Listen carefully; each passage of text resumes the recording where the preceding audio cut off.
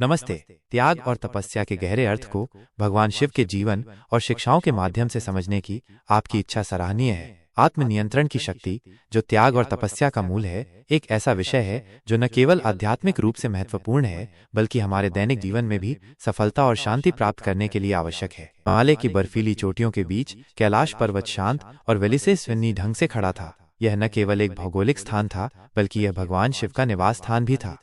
आदि योगी, ब्रह्मांडीय नर्तक, विनाशक और पुनर्निर्माता, उनका जीवन त्याग और तपस्या का एक अद्वितीय उदाहरण था, जो हमें आत्मनियंत्रण की उस शक्ति से परिचित कराता है जो साधारण मनुष्य को भी असाधारण ऊंचाइयों तक ले जा सकती है। भगवान शिव, जिनका शरीर भस्म से लिप्त रहता था, बाघंबर उनकी वस्त्र थी और जटाओं में गंगा की धारा बहती थी, सांसारिक मोह माया से परे थे। उनके पास कुछ भी अपना नहीं था, फिर भी वे ब्रह्मांड के स्वामी थे। उनका यह वैराग्य, यह त्याग किसी अभाव या मजबूरी का परिणाम नहीं था, बल्कि यह एक सचेत चुनाव था, अपनी आंतरिक शक्ति को केंद्रित करने और ब्रह्मांडीय चेतना के साथ एकाकार होने का मार्ग।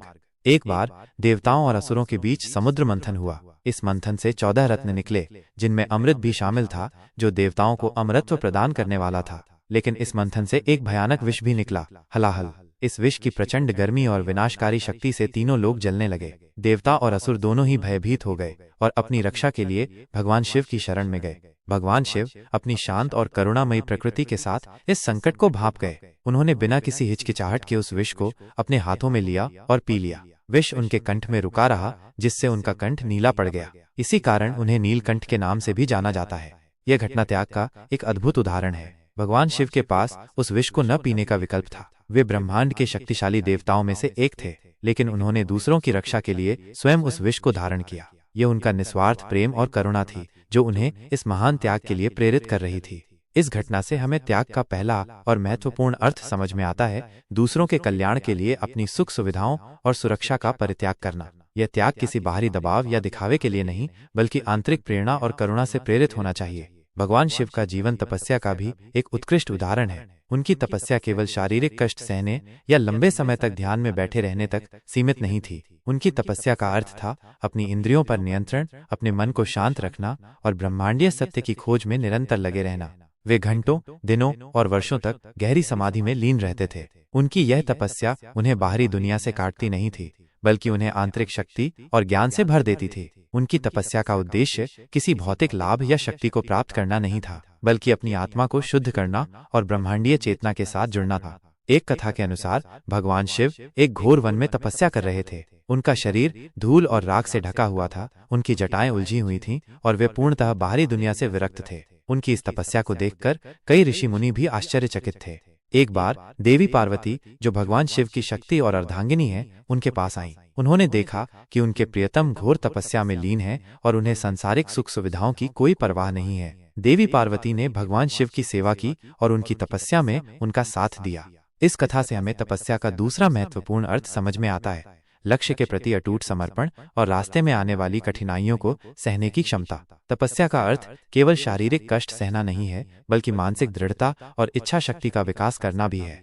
भगवान शिव का आत्मनियंत्रण उनकी त्याग और तपस्या का ही परिणाम था। उन्होंने अपनी इंद्रियों, अपने मन और अपनी भावनाओं पर पूर्ण नियंत्रण प्राप्त कर लिया था। क्रोध, लोभ, मोह, अहंकार, ये सभी मानवीय दुर्गुण भगवान शिव से कोसों दूर थे। एक बार जब दक्ष प्रजापति ने एक महान यज्ञ का आयोजन किया, तो उन्होंने सभी देवताओं को आमंत्रित किया, लेकिन भगवान शिव को नहीं। देवी सती, जो दक्ष की पुत्री और भगवान शिव की पत्नी थीं, इस अपमान को सहन नहीं कर सकीं और उन्होंने यज्ञ की अग्नि में अपने प्राण त्याग दिए। इस घटना से भगवान शिव अत्यंत क्रोधित हुए। उनकी तीसरी आंख खुल गई और उससे एक प्रचंड ज्वाला निकली, जिसने वीरभद्र नामक एक शक्तिशाली योद्धा को जन्म दिया। वीरभद्र ने दक्ष के यज्ञ को तहस नहस कर दिया और दक्ष का सिर काट दिया। यह भगवान शिव के क्रोध का एक शक्तिशाली प्रदर्शन था। लेकिन ध्यान देने योग्य बात यह है कि उनका क्रोध व्यक्तिगत अपमान के कारण नहीं था, बल्कि अपनी प्रिय पत्नी के अपमान के कारण था। और जैसे ही उनका उद्देश्य पूरा हुआ, उनका क्रोध शांत हो गया। यह आत्मनियंत्रण की पराकाष्ठा थी, अपनी भावनाओं को तीव्र होने देना, लेकिन उन्हें अपने विवेक और न्याय पर हावी न होने देना। इस घटना से हमें आत्मनियंत्रण का महत्वपूर्ण अर्थ समझ में आता है, अपनी भावनाओं को समझना और उन्हें नियंत्रित करना, ताकि वे हमें विनाश की ओर न ले जाएं। आत्मनियंत्रण का अर्थ भावनाओं को दबाना नहीं है, बल्कि उन्हें सही दिशा में प्रवाहित करना है। भगवान शिव के जीवन से हम त्याग, तपस्या और आत्मनियंत्रण के कई महत्वपूर्ण सबक सीख सकते हैं। 1. त्याग का अर्थ है निस्वार्थता। सच्चा त्याग वह है जो दूसरों के कल्याण के लिए किया जाए, बिना किसी स्वार्थ या अपेक्षा के। भगवान शिव ने हलाहल विष पीकर ब्रह्मांड को बचाया, यह उनके निस्वार्थ प्रेम का प्रतीक है। 2. तपस्या का अर्थ है समर्पण। तपस्या का अर्थ केवल शारीरिक कष्ट सहना नहीं है, बल्कि अपने लक्ष्य के प्रति पूर्ण रूप से समर्पित रहना और रास्ते में आने वाली कठिनाइयों का सामना करना है। भगवान शिव की समाधि और उनका ब्रह्मांडीय सत्य की खोज उनकी तपस्या का प्रमाण है। 3. आत्मनियंत्रण का अर्थ है संतुलन। आत्मनियंत्रण का अर्थ अपनी भावनाओं और इच्छाओं को संतुलित रखना है। भगवान शिव ने क्रोधित होने पर भी अपने विवेक को नहीं खोया, ये उनके आत्मनियंत्रण की शक्ति को दर्शाता है। 4. बाहरी दिखावे से परे। भगवान शिव का वैराग्य हमें सिखाता है कि सच्ची शक्ति और शांति बाहरी आडंबरों में नहीं, बल्कि आंतरिक शुद्धि और आत्मज्ञान में निहित है। 5. मृत्यु और परिवर्तन का स्वीकार। भगवान शिव विनाश के देवता भी हैं, लेकिन उनका विनाश हमेशा नए सृजन का मार्ग प्रशस्त करता है। यह हमें जीवन के परिवर्तनशील स्वभाव को स्वीकार करने और मृत्यु को एक अंत नहीं, बल्कि एक नया आरंभ मानने की शिक्षा देता है। 6. प्रकृति के साथ सामंजस्य। भगवान शिव का निवास स्थान कैलाश पर्वत है और वे अक्सर वन्य जीवों और प्रकृति के साथ जुड़े हुए दिखाई देते हैं। ये हमें प्रकृति के साथ सामंजस्यपूर्ण जीवन जीने और पर्यावरण का सम्मान करने की प्रेरणा देता है। 7. शक्ति और करुणा का समन्वय। भगवान शिव जितने शक्तिशाली हैं, उतने ही करुणामयी भी हैं। उनका तीसरा नेत्र विनाशकारी है, लेकिन उनका हृदय प्रेम और करुणा से भरा हुआ है। यह हमें शक्ति और करुणा के बीच संतुलन बनाए रखने की शिक्षा देता है। 8. सरलता और संतोष। भगवान शिव का जीवन अत्यंत सरल है। उनके पास भौतिक संपत्ति नहीं है, फिर भी वे ब्रह्मांड के स्वामी हैं। ये हमें संतोष और सादगी के महत्व को समझने में मदद करता है। 9. ध्यान और मौन का महत्व।